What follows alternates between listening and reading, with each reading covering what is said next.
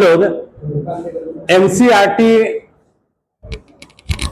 Chapter number 3 की शुरुआत किए हुए हैं, जहां पे हम लोगों ने अध्ययन किया कल के क्लास में आव्यूह क्या होता है, कोटि क्या होता है। उसके बाद आव्यूह के प्रकार में भी हमने चर्चा किया, जिसमें पंक्ति आव्यूह, स्तंभ आव्यूह, वर्गाकार आव्यूह, आयतकार आव्यूह, और इसके बाद हमने विकर्ण पर भी चर्चा किया कि आव्यूह का विकर्ण क्या होता है और विकर्ण आव्यूह क्या होता है। उसके बाद हमने आपको बताया इसमें कि तत्समक आव्यूह क्या होता है, इकाई आव्यूह क्या होता है, और इतना तक बताने के बाद आज हम मैट्रिक्स में आगे बढ़ते हैं और देखते हैं कि आगे हमें क्या पढ़ना है। सुनो पहले बात अच्छे से। मैट्रिक्स में 3.1 लेकर हम आगे बढ़ रहे हैं, जिसमें इसका कंसेप्ट आज क्लियर हो जाएगा, समाप्त हो जाएगा और हम सवाल पर चर्चा करेंगे। 3.1 में हमने आपको बताने का काम किया कि बाबू मेरे यह आव्यूह क्या होता है, यह बात आप जानते हैं। आव्यूह की कोटि क्या होता है, यह भी बात आप जानते हैं। आव्यूह के सदस्य क्या होते हैं, आव्यूह के सदस्य क्या होते हैं, आव्यूह के सदस्य क्या होते हैं, यह भी बात हम जान चुके हैं।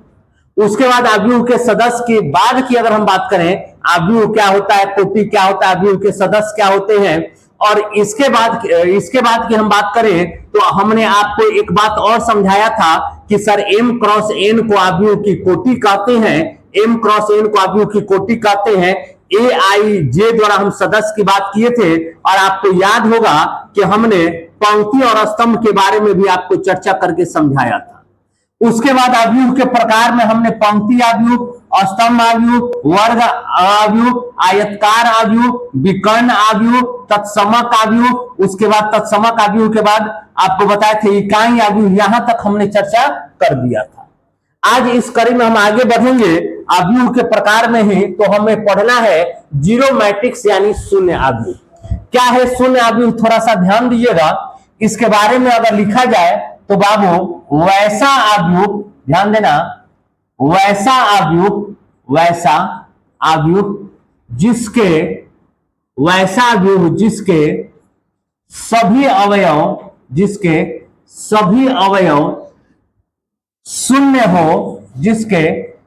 अवयव शून्य हो, उसे शून्य आव्यूह कहते हैं। शून्य आव्यूह कहते हैं, ध्यान में रखिएगा, शून्य आव्यूह कहते हैं।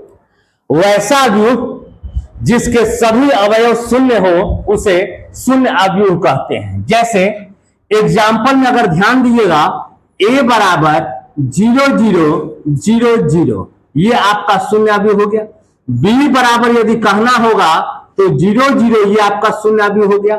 c बराबर कहना होगा तो 0 0 0, ये आपका कौन सा आव्यूह हो जाएगा, तो शून्य आव्यूह हो जाएगा। यानी वैसा आव्यूह जिसके सभी अवयव, जिसके सभी सदस्य शून्य हो, उसे हम कौन सा आव्यूह कहते हैं, तो शून्य आव्यूह कहते हैं।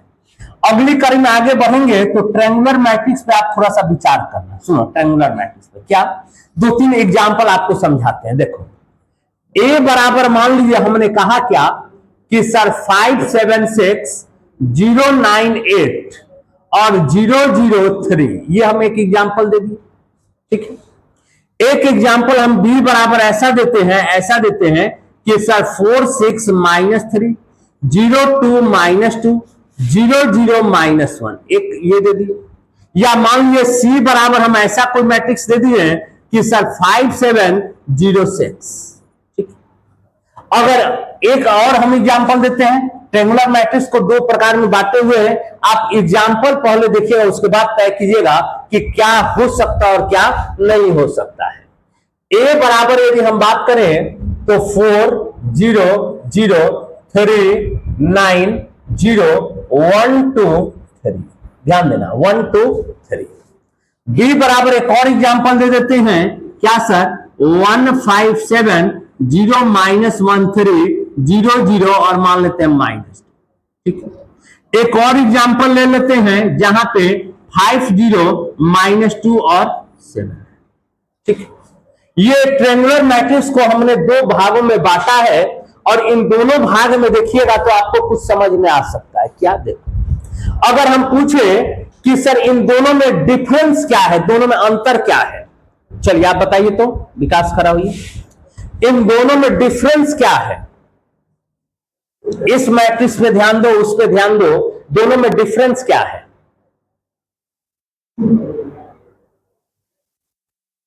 नहीं बता सकते। देखो डिफरेंस ये है ना सर कि ये अगर आप ध्यान दिएगा तो ये डायगोनल है, ये क्या है, डायगोनल है, ये क्या है, डायगोनल है, और डायगोनल के नीचे एलिमेंट जीरो है कि नहीं है। अगर डायगोनल के नीचे एलिमेंट जीरो है तो इसको कहा जाता है अपर ट्रायंगुलर मैट्रिक्स। क्या कहते बाबू, अपर ट्रायंगुलर मैट्रिक्स। ध्यान में रहेगा, अपर ट्रायंगुलर मैट्रिक्स की पहचान क्या है, तो विकर्ण के नीचे सारा एलिमेंट जीरो हो, यानी डायगोनल के नीचे सारा एलिमेंट जीरो हो जाए तो उसी को कहा जाता है upper triangular matrix. Upper triangular matrix.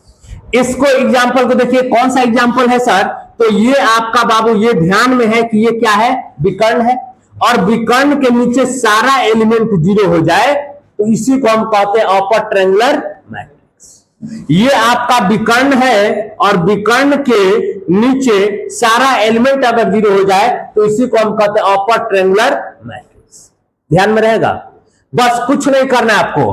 Upper triangular matrix में डायगोनल के नीचे सारा एलिमेंट जीरो है तो इसी को कहते हैं अपर ट्रायंगुलर मैट्रिक्स। अब यहां पे ध्यान दीजिए, दो तरह का अपर ट्रायंगुलर मैट्रिक्स होता है। देखो क्या, ये आपका क्या है, डायगोनल है ना, और डायगोनल के नीचे यदि डायगोनल के ऊपर यदि जीरो है, सारा एलिमेंट जीरो है तो इसको कहते हैं लोअर ट्रायंगुलर मैट्रिक्स। क्या कहते हैं बाबू, लोअर ट्रायंगुलर मैट्रिक्स। याद रहेगा, lower triangular matrix.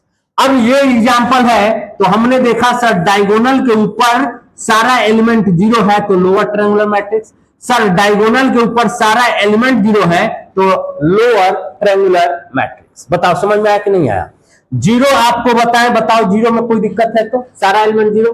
Triangular matrix दो तरह के, अपर ट्रायंगुलर मैट्रिक्स और lower triangular matrix. Upper triangular matrix में आपका क्या होगा, डायगोनल के नीचे एलिमेंट जीरो होगा और लोअर में डायगोनल के ऊपर जीरो होगा। कोई दिक्कत।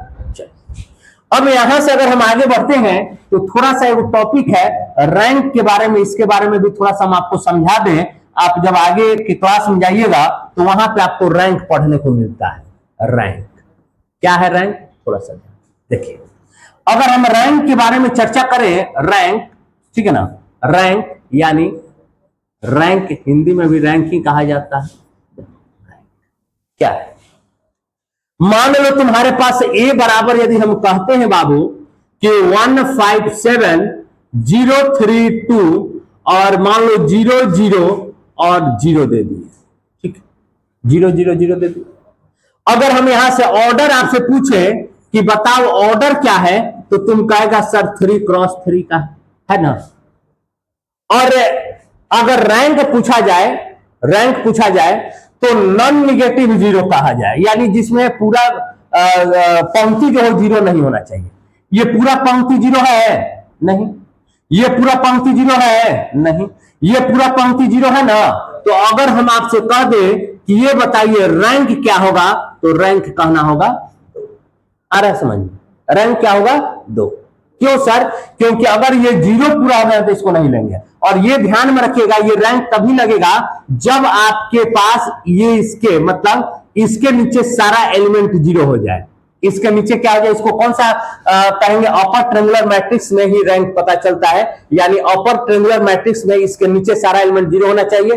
और जीरो होने के बाद ये ध्यान दीजिएगा, अगर कोई मैट्रिक्स का कोई रो जो है जीरो को एक्सेप्ट करता है, पूरा रो जीरो है, तो वो आपका रैंक नहीं होगा। जिसमें जीरो नहीं होगा वही रो होगा। देखो एक और ए बराबर मान लो हम कहते हैं 176250573 009, या मान लीजिए ना 0000, या मान लीजिए 0001, ठीक है।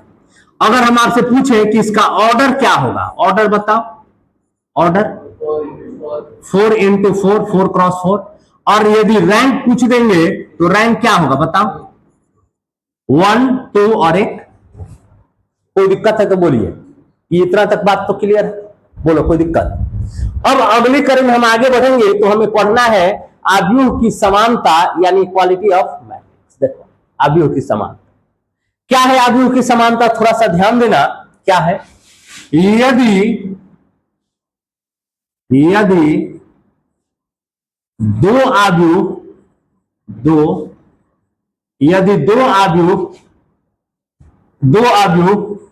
की कोटि समान हो तथा संगत पद भी समान हो उसे आव्यूह की समानता कहते हैं। उसे आव्यूह की समानता कहते हैं।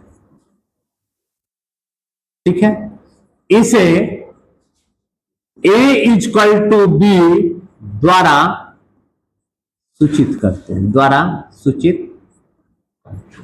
ध्यान देना, A = B द्वारा सूचित करते हैं। ध्यान देना। देखो जैसे मान लो कि हमारे पास दिया गया है A बराबर A11 A12 A21 A22, ठीक, और B बराबर दिया गया है क्या? B11 B12 B21 और B ये दिया गया है। ठीक, और हमें कहना क्या है कि आव्यूह की समानता किसे कहते हैं? दो आव्यूह कोटि समान हो, यानी कोटि समान का मतलब ये 2 गुना 2 का है, ये भी 2 गुना 2 का है, दोनों में कोटि समान है ना, तो संगत पद बराबर होना चाहिए, यानी A11 बराबर B11, इसका पहला बराबर, A12 बराबर बताइए क्या होगा? B12, ये और ये बराबर, A21 बराबर B21 और A22 बराबर B2। ठीक है, इस पर सवाल कैसे पूछता है ध्यान दीजिए। देखिए मान लो आपसे कहेगा A बराबर 1 x y 2 5 दे दे, और B बराबर कह रहा है कि सर B बराबर 1 3 7 और 2 5 3, और तब कहेगा कि यदि A बराबर B है देन तो x = what और y = ठीक ना, A = B है तो x और y का वैल्यू हमें बताइए कि x और y का वैल्यू क्या हो। कोई टेंशन की बात नहीं है, सुनो क्या है, क्या लिख सकते हैं अगर सॉल्व करना है तो सर A = B, ये तो दिया गया है ना, और कोटि देख लीजिए बराबर है ना, ये 2 × 3 है और ये भी कितना है 2 × 3।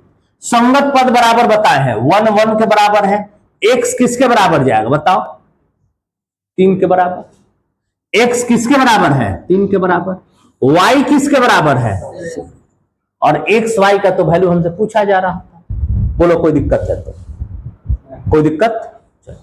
एक और एग्जांपल ले लेते हैं। मान लो हम कह रहे हैं कि सर A बराबर A E B C और B बराबर मान लीजिए हम कह रहे हैं क्या कि सर 1 5 7 9, ठीक, और सवाल है कि सर यदि A बराबर B है तो हमें A find the value, find A E B और C, ये हमें निकालना है। बोलिए निकल जाएगा कि नहीं निकल जाएगा? चलिए अब बताइए तो A का वैल्यू क्या होगा? A का वैल्यू 1, E का वैल्यू क्या होगा? सभी लोग बोलेगा। B का वैल्यू और C का वैल्यू? कोई दिक्कत है तो बोलिए। आव्यूह की समानता भी समझ में आ गया। अब यहां तक आपका जो है 3.1 को सवाल को सॉल्व करने के लिए थ्योरी कंप्लीट होता है। 2-4 एग्जांपल समझाएंगे और क्लियर हो जाए। देखिए क्या क्या बता दिए, आव्यूह बता दिए, पंक्ति और स्तंभ बता दिए, कोटि बता दिए, आव्यूह के सदस्य बता दिए, आव्यूह के प्रकार में पंक्ति आव्यूह, स्तंभ आव्यूह, वर्गाकार आव्यूह, आयताकार आव्यूह, उसके बाद विकर्ण बताए, विकर्ण आव्यूह बता दिए, तत्समक आव्यूह, इकाई आव्यूह, जीरो आव्यूह, उसके बाद हम ट्रेंगुलर मैट्रिक्स पे अपर ट्रेंगुलर, लोअर ट्रेंगुलर, और उसके बाद हमने आपका चर्चा किया था आव्यूह की समानता, और ये यहां तक आपका 3.1 का थ्योरी समाप्त होता है। बट और कुछ हम आपको बताने वाले हैं, ठीक है क्या? ध्यान देखिए। अब जैसे मान लीजिए एक सवाल पूछता है, जानते हो कैसे? ध्यान देना, सुनो कैसे। कह देगा यदि किसी आव्यूह में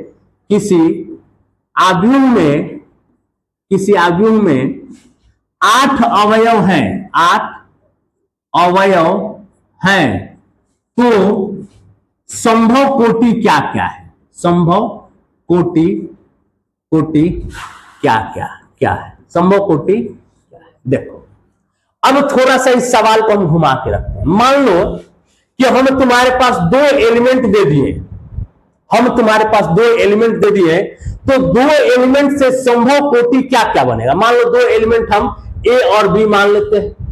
अब इस दो एलिमेंट को लेकर कितने तरह के आव्यूह बन सकते हैं? बताओ, कितने आव्यूह बनाए जा सकते हैं अगर दो एलिमेंट मिल जाए तो?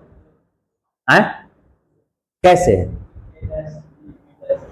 ए डैश बी। अच्छा, मान लो अगर 3 एलिमेंट मिल जाते हैं, जैसे ए, बी और सी, 3 एलिमेंट हो गया, तब कितने बनेंगे? 9 गो, ठीक ना? देखिए पहले ध्यान दें, अगर 2 एलिमेंट हैं और हमें इससे मैट्रिक्स बनाना है, तो एक तो बनेगा एक ए और एक बनेगा बी, ए और बी, या सर जी ए या बी, यही तो ना बनेगा जी, कोटि पूछा जा रहा है। तो या तो आप 1 गुना 2 का बनाओगे, और नहीं तो 2 गुना 1 का बनाओगे, तीसरा कोई नहीं बन पाएगा। बन पाएगा क्या? बोले बन पाएगा? या तो आप 2 गो एलिमेंट लेकर आपको मैट्रिक्स बनाना है, या तो 1 गुना 2 का बनाओगे, नहीं तो 2 गुना 1 का बनाओगे। अरे समझ में? मान लो अगर 3 गो एलिमेंट है, तो क्या बनाओगे? या तो तुम ए बी सी, या तो सर ए बी सी, दो ही बनेगा ना जी, 1 गुना 3 या 3 गुना 1। अब तो नहीं बन पाएगा। तो ये संभव कोटि सर, ये तो सिंपल है, 3 गो 2 गो है तो आप बता दिए, लेकिन अगर मान लीजिए कि 6 8 हो जाए तब कैसे बनाएंगे? तो टेंशन नहीं लेना है। देखो, 2 एलिमेंट है ना बाबू, 2 अवयव है, 2, तो 2 को आप पहले ये देखिए 2 किस किस से कटता है? 1 और 2 से कटता है ना। तो इसका ऑर्डर यदि आपको लिखना है, ऑर्डर, तो कुछ नहीं, आप 1 से लेकर चलिए, 1 गुना 2 हो जाएगा, या सर 2 गुना 1, तीसरा कोई नहीं होता है। 3 है तो 3 का मतलब कि सर 3 किससे कटता है? 1 और 3 से कटता है ना, तो बस 1 गुना 3 या सर 3 गुना, ठीक है? बस ये ध्यान में रखिए, जैसे एग्जांपल पे और समझ में आएगा। देखो, मान लो हमारे पास 8 अवयव है, क्या कितने एलिमेंट है बाबू? 8 एलिमेंट है, 8 किससे कट सकता है बताओ? 1 से कटेगा, 2 से कटेगा, 4 से कटेगा, और स्वयं 8 से कटेगा। इसी से कटेगा, और तो कोई नहीं है जो 8 को काट दे पूरी नहीं। अब ध्यान दीजिएगा, अब अगर हम कहें कि ऑर्डर हमें बनाना है, क्या बनाना है? ऑर्डर मतलब कोटि बनाना है। 1 गुना 8, 1 गुना 8 हो जाएगा, 1 पंक्ति 8 गो स्तंभ हो जाए, या 2 गुना 4, 2 गो पंक्ति 4 गो स्तंभ हो जाए, 8 के बराबर हो जाएगा, या 4 गुना 2, 4 गो पंक्ति 2 गो स्तंभ, या 8 गुना 1, यही आपका संभव कोटि होगा यदि 8 एलिमेंट होंगे तब। बोलो समझ में आया कि नहीं? ऑर्डर समझ में आया? मान लो एक सवाल और तुमसे हम रख देते हैं। देखो, जैसे मान लो कि यदि किसी आव्यूह में मान लेते हैं कि सर 15 अवयव हैं। कितने हैं बाबू? 15 अवयव हैं, तो संभव कोटि क्या है? देखो, इस तरह का अगर सवाल मिल गया तो सबसे पहले हम करेंगे क्या कि सर 15 है ना, तो 15 का पहले फैक्टर निकालिए। एक तो हो जाएगा 1, 3, 5 और एक 15 स्वयं, ठीक। जब ये निकाल लिए तो ऑर्डर निकालना आसान हो जाता है। कैसे? देखो, 1 गुना 15, उसके बाद बोलो 3 गुना 5, 5 गुना 3 और 15 गुना, बोलिए कोई दिक्कत है तो? क्लियर है या नहीं है? क्लियर है ना? अब हम एक टाइप का तो सवाल आपको समझा दिया, एक सवाल और समझाना है, थोड़ा सा हम ध्यान देंगे इस बात पर। क्या? कभी कभी सवाल ऐसे देगा, सुनो सुनो पहले बात, कभी कभी सवाल ऐसे देगा, एग्जाम्पल में ही बता रहे हैं, एग्जाम्पल में कि यदि एक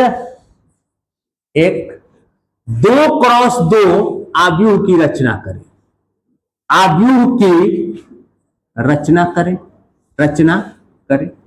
एक 2x2 आव्यूह की रचना करे, ठीक ना, जिसमें aij बराबर, जिसमें aij बराबर, ठीक ना, मान लेते हैं i का स्क्वायर प्लस j, ठीक है, i का स्क्वायर प्लस j, ठीक ना। चलिए एक 2x2 आव्यूह की रचना करें जिसमें aij बराबर i स्क्वायर प्लस j को संतुष्ट करता है, लिख सकते हैं i स्क्वायर प्लस j को सेटिस्फाई करता है, को संतुष्ट करता है,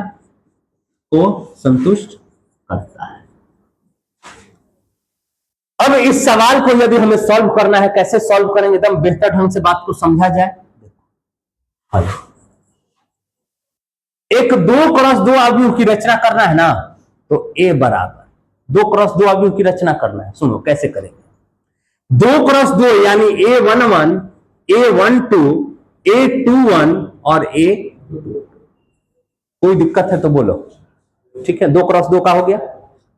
अब समझो क्या करेंगे, ठीक ना। देखो aij बराबर क्या दिया गया, बताओ ना, बताओ, i का स्क्वायर प्लस में j, और हमें इतना का वैल्यू निकालना है बाबू, हमें किसका वैल्यू निकालना है, तो इतना का 4 को वैल्यू निकालना है। सुनो देखो a11 मतलब समझ रहा है, i के जगह भी 1, j के जगह भी 1, i क्या लिखेंगे 1 का स्क्वायर प्लस 1, 1 का स्क्वायर 1, 1 प्लस 1 कितना हो जाएगा। अब निकालेंगे किसका, a12 का, a12 i का स्क्वायर 1 का स्क्वायर प्लस में 2, 1 का स्क्वायर 1 प्लस 2 कितना हो जाएगा a21 क्या लिखेंगे i का स्क्वायर यानी 2 का स्क्वायर प्लस 1, 4 1 और फिर हो जाएगा a22, तो क्या लिखेंगे 2 का स्क्वायर प्लस में 2, 4 और 2, कोई दिक्कत। और फिर एगो आपको मैट्रिक्स इस तरह से बना लेना है जहां पे आप इसके एलिमेंट लिख दीजिए 2, 3, 5 और 6। बोलिए समझ में आया कि नहीं आया, आया कि नहीं आया, क्लियर है ना, आ रहा है समझ में ना। चलिए आगे बढ़े। अब यहां तक आपका 3.1 के सवाल को हम लेकर आगे बढ़ेंगे और बेहतर ढंग से समझ में आएगा। इस पे एक दो सवाल आपका किताब में भी है, वहां से भी हम सवाल को उठा के आपको बताने का काम करेंगे। चलिए ध्यान दें। अब हम आते हैं 3.1 का, ये पहला सवाल है और प्रयास करते हैं आपको समझ में आ जाए। a बराबर इतना दे दिया गया है और तब पूछ रहा है कि आव्यूह की कोटि बताइए। आप जानते हैं कि सर पंक्ति की गुना पंक्ति की संख्या गुना स्तंभ की संख्या होता है। पंक्ति अगर देखे बाबू तो कितना है 3, और स्तंभ देखे, कॉलम देखे तो कॉलम कै गो है 4, तो आव्यूह की कोटि क्या बनेगा 3x4। अब सवाल है कि अवयव की संख्या क्या होगा सर, गिन लीजिएगा या 3 गुना 4 गुना कर दे तो 12 को टोटल इसमें एलिमेंट होंगे, आप मिला ठीक। इस तरह के भी एग्जांपल आपको समझाए थे कि नहीं समझाए थे जब aij बताए थे। कह रहा है a13 का मान बताओ, रुको जिससे पूछेंगे, खड़ा हो जाओ तुम। a13 का मतलब क्या होगा, क्या लिखेंगे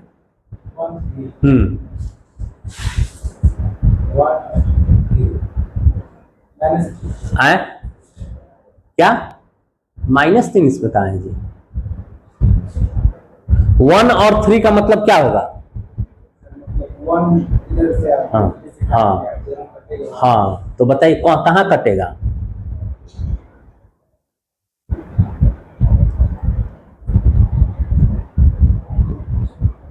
क्या होगा जी। नहीं पढ़ने वालों को कतना दिमाग दे दीजिएगा ना, ठीक है ना, ये सब पढ़ नहीं सकता है, सब एकदम ये सब गधा है, बोका ये सब को काट लिया बचपन, ये सब दिमाग नहीं लगाएगा। उसी दिन बताए थे जब थ्योरी बता रहे थे कि अगर आपको समझने में दिक्कत है a13, 1 को ऐसे काटिए, 3 को काटिए। सर कहां पे कट रहा है सर? तो 19 पे कट रहा है सर, 19 हमारा आंसर होगा। नहीं बताए थे जी? बताओ, बताएं कि नहीं बताए हैं? अब 2 1 है तो 2 1 में क्या दिक्कत है सर? दूसरा रो को ऐसे काटिए और पहले स्तंभ को ऐसे काटिए। सर 35 है आंसर है सर, 35। नहीं बताए हैं? बताओ आए सब यहीं पे सब A33। चलिए आप बताइए तो जी। -5 -5 3 3 है ना, 3 रो को काटिए, 3 कॉलम को काटिए, जहां पे दोनों कटे वही आपका होगा। 824 आप बताइए तो 824 कितना हो जाएगा? 12। ठीक है, आप उसी तरह से कीजिए, 2 और 4 काटिएगा, 12 पे कटेगा। 823 बताओ तुम। 5/2 5/2 बताओ, कोई दिक्कत है तो किसी को तो? ठीक है, चलिए सवाल नंबर आगे वही सवाल है जो अभी समझाए हैं, बहुत बेहतर ढंग से बताए हैं। क्या है देखो, यदि किसी आदमी में 24 अवयव है तो 24 अवयव है का मतलब कि सर 24 का फैक्टर लिखिए क्या क्या है? 1 2 3 4, उसके बाद क्या हो जाएगा? 6 8 12 और खुद एगो। ठीक, अब इनका ऑर्डर लिखना है यानी कोटि लिखना है तो सिंपल तरीका है, 1 गुना 24, उसके बाद 2 गुना 12, 3 गुना 8, 4 गुना 6, 6 गुना 4, 8 गुना 3, 12 गुना 2 और 24 गुना। कोई दिक्कत है तो बोलो। ये ध्यान में रखिए, गुना करने के बाद 24 ही आना चाहिए। 1 गुना 24, 24 2 गुना 12 24, 8 गुना 3 या 3 गुना 8 24, 6 गुना 4 या 4 गुना 6 24। ये ध्यान में रखिएगा। और क्या करें यदि इसमें 13 अवयव हैं? सवाल नंबर दूसरा इसी का है, ठीक ना? क्या 13 अवयव हैं तो 13 को काटने वाला 1 और 30। ठीक है, ऑर्डर इसका लिखे तो क्या बनेगा बता दो ना बाबू। ऑर्डर 1 गुना 13 या बाबू 13 गुना। कोई दिक्कत है तो बोलो। ठीक है, आगे बढ़े ना। चलिए अगला सवाल आपके समक्ष इस तरह से दिया गया है और ध्यान दिएगा, यदि किसी आदमी में 18 अवयव है, 18 तो क्या 18 कौन कौन काटेगा? 1 2 3 6 9 और 18। और हमें ऑर्डर चाहिए बाबू, क्या चाहिए? ऑर्डर। तो 1 गुना 18, 2 गुना 9, 3 गुना 6, 6 गुना 3, 9 गुना 2, 18 गुना। कोई दिक्कत? फिर सवाल कर रहा है कि यदि इसमें 5 अवयव हैं तो 5 अवयव यानी 5 के फैक्टर खोजिए, 1 और 5। अगर ऑर्डर की हम बात करें, ऑर्डर की, तो क्या लिखेंगे? 1 गुना 5 और 5 गुना। कोई दिक्कत है तो बोलिए। ठीक है, 1 गुना 5 और 5 गुना। अब ध्यान दीजिए, ये सवाल अभी इस तरह का एक सवाल बताए थे आपको कि एक 2x2 आव्यूह की रचना करना है। तो चलिए A बराबर 2x2 यानी A11 A12 A21 और A हो गया। A11 पहले निकालते हैं जहां पे Aij दिया गया है। I के जगह पे बाबू 1 प्लस J के जगह पे 1 स्क्वायर और बाई में 2, 1 1 जोड़ दे तो 2 का स्क्वायर बाई 2 यानी 4/2 और कटा दे तो कितना हो जाएगा? कोई दिक्कत? ठीक है, अब A11 हो गया, A12 क्या हो जाए बताओ? I के जगह पे 1, J के जगह पे 2, स्क्वायर अपने जगह पे बाई 2, 2 3 का स्क्वायर बाई 2 यानी 9/। A उसके बाद क्या निकालना है? 2 1 तो क्या हो जाए बताओ? I के जगह पे 2 और J के जगह पे 1 का स्क्वायर बाई में 2 यानी 2 3 का स्क्वायर बाई 2 यानी 9/। उसके बाद A22 यानी I के जगह पे 2, J के जगह पे भी 2, स्क्वायर अपने जगह पे बाई में 2 प्लस 2 4 का स्क्वायर बाई 2, 4 का स्क्वायर बताओ 16/2 और कटा दें। अब इसी से आदमी बना लेना है A बराबर 2 9/2 9/2 और क्या हो जाएगा? 8। कोई दिक्कत है इतना में तो बोलो। ठीक, चलिए अगला क्या है? Aij वही 2x2 का निर्माण करना है। तो चलिए देखिए A बराबर A11 A12 A21 और A22 उसी का ये 2 नंबर सवाल है, बन जाएगा जी। A11 तो क्या करेंगे 1/1 यानी 1। A12 क्या लिखेंगे 1/2। A21 यानी 2/1 यानी 2 ही रह जाएगा। A22 कितना हो जाएगा 2/2 कट के। अब इससे अवयव बना दीजिएगा तो 1 1/2 2 और कोई दिक्कत है तो बोलिए। अगला सवाल दिया गया क्या बन जाएगा आपसे, बन जाएगा ना, तो इसको आप लोग बना लीजिए, बन जाएगा नहीं बता दें, बन जाएगा। इसी तरह से ये सवाल नंबर कितना है, ये सवाल नंबर 4 है। 5 नंबर इसी तरह का है, लेकिन वहां पे 3x4 कोटि के अवयव की रचना करना है, तो उसको भी आप बना लीजिएगा और लगभग 4 सवाल और रह जाएगा, तो कल इसको समाप्त कर दिया जाएगा। और कल टेस्ट है, ठीक ना, 9.4 9.5 और 9.6 का तैयारी अच्छा से होना चाहिए, ठीक है ना।